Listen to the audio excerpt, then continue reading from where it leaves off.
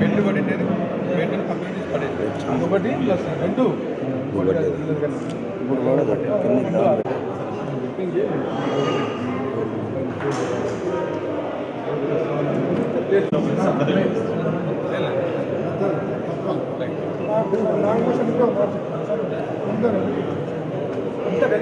అంత కలిసి చేస్తాం ఆయన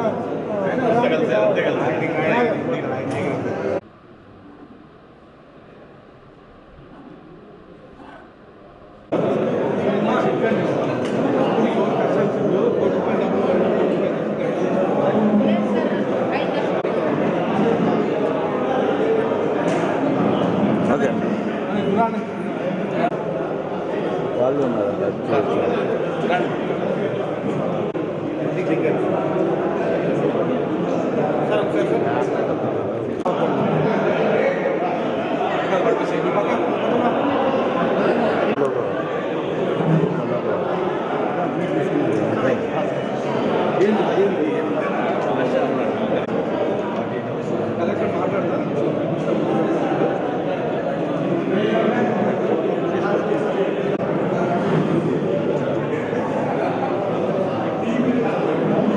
చూడండి అన్న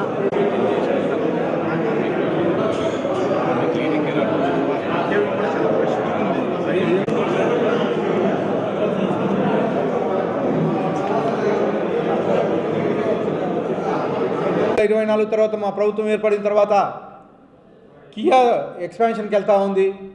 అనేకమైనటువంటి ఈ రెండేళ్లలోనే 60-70 ఇండస్ట్రీస్ కియా అనుబంధ సంస్థలు అక్కడ ఏర్పాటు చేయడం జరిగింది. ఇవే కాకుండా డిఫెన్స్ ఇండస్ట్రీస్ వస్తున్నాయి. అనంతపురం జిల్లాలో దాదాపు 1000 కోట్ల పెట్టుబడికి పైగా ఒక డిఫెన్స్ ఇండస్ట్రీ మడకసిర ప్రాంతంలో ఏర్పాటు చేయడం జరుగుతూ ఉంది.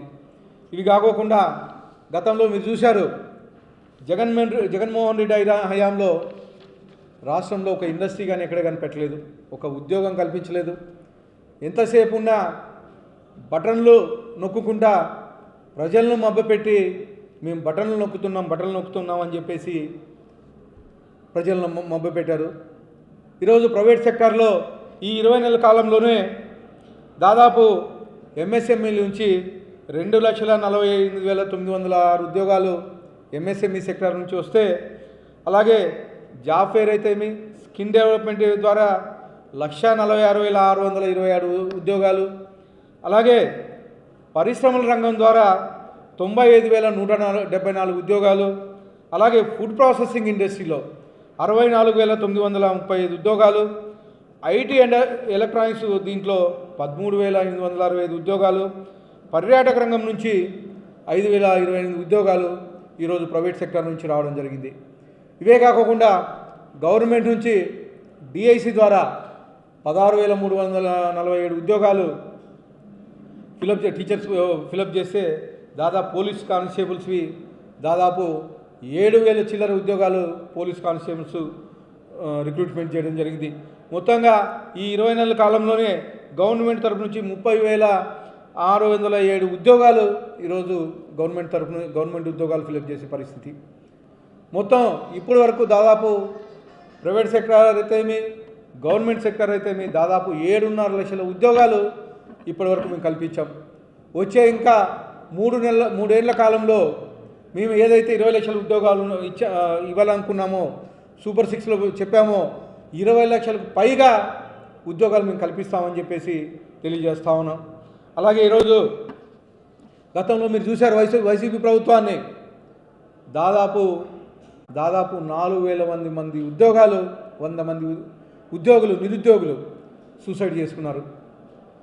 ఏ నిరుద్యోగిని కనీసం పరామర్శించిన పాపాలు లేదు.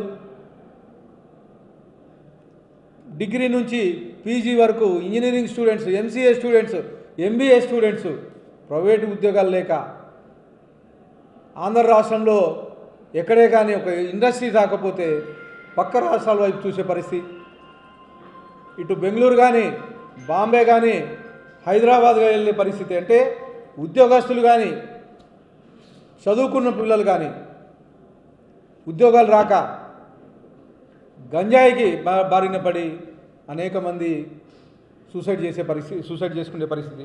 కానీ ఈరోజు మా యువ నాయకుడు నారా లోకేష్ గారు ఐటీ శాఖ మంత్రులు 10,060 ఉద్యోగాలు వదిలి అక్టోబర్ 15 కల్లా లాస్ట్ నోటిఫికేషన్ ఇచ్చి మొత్తం ఈ సంవత్సరం లోపల ఈ 10,060 ఉద్యోగాలు గవర్నమెంట్ ఉద్యోగాలు భర్తీ చేసే బాధ్యత మా యువ నాయకుడు నారా ఐటీ శాఖ మంత్రి నారా లోకేష్ తీసుకున్న దానికి ప్రత్యేకంగా ధన్యవాదాలు తెలుపుతున్నాను.